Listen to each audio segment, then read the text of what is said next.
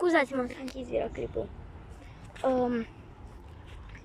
Și de acum eu voi fi aici până la 8:30, Davis și Rareș și copiii cu care îi știți voi, prietenii mei, aproape toți prietenii.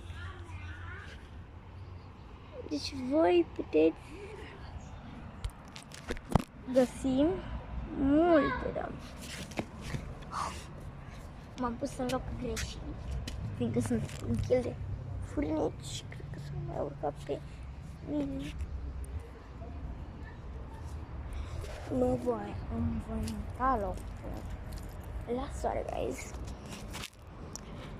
Deci ne putem întâlni aici de la 8:30, iar cu celălalt mai stau o oră jumătate.